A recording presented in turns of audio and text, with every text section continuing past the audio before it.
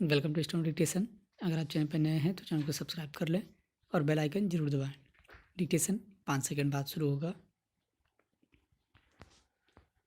Ready, start. अध्यक्ष जी, जिस समय पाकिस्तान ने भारत पर हमला किया था उस समय उन्होंने देश की रक्षा के लिए महत्वपूर्ण कार्य किया था।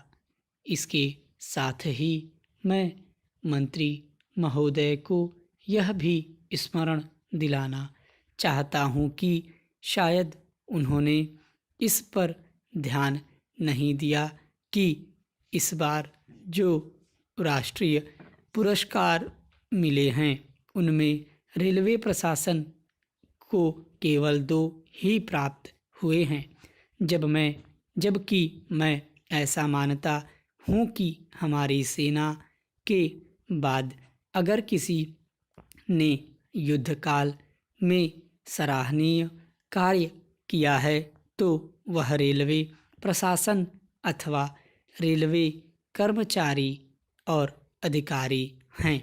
इसलिए उनके मनोबल को बनाए रखने के लिए और उनको प्रोत्साहित करने के लिए रेल मंत्री को इस बात पर भी ध्यान रखना चाहिए और इसका प्रयास करना चाहिए कि जो भी इस तरह के प्रोत्साहन मिलें उनमें रेलवे का विशेष ध्यान रखा जाए। रेल मंत्री महोदय ने अपने वक्तव्य में भी रेलवे कर्मचारियों की प्रशंसा की है या उनको प्रोत्साहन दिलाया है, लेकिन यह प्रोत्साहन शांति काल में भी बना रहना चाहिए।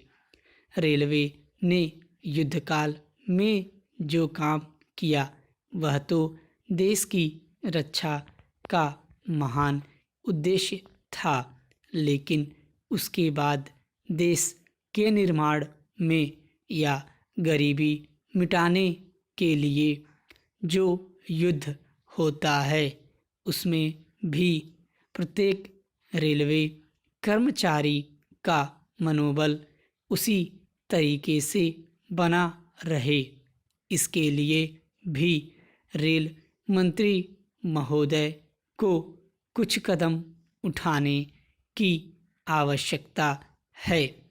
मैं ऐसा मानता हूँ कि वह किसी भी तरीके से करें, उनका तरीका कुछ भी हो, लेकिन उनको यह करना चाहिए कि जितने भी रेलवे कर्मचारी हैं, जो भी रेलवे को मुनाफा हो उसमें वह साझेदार हों। चाहे आप उनको बोनस के रूप में कुछ दें, चाहे किसी और तरीके से दें, लेकिन हर वर्ग के रेलवे कर्मचारी को मालूम होना चाहिए कि यदि वह देश के निर्माण के संबंध में ठीक तरह से काम करेगा तो उसको पुरस्कार के रूप में या वेतन के अंश के रूप में अपने वेतन के अलावा पैसा मिलेगा। इसी प्रकार इस संबंध में मैं एक और सुझाव देना चाहता हूँ।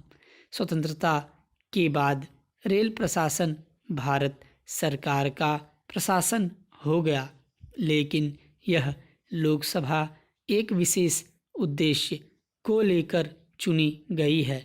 यह उस कार्यक्रम का एक नमूना ही है। गांधी जी ने जीवन के सभी पहलुओं पर प्रकाश डाला था। धन को वे संयम से व्यय करने के हक में थे। स्टॉप। अगर डिक्टेशन अच्छा लगा हो तो वीडियो को लाइक करें, शेयर करें और ऐसे डिक्टेशन डेली पाने के लिए चैनल को सब्सक्राइब जरूर कर लें।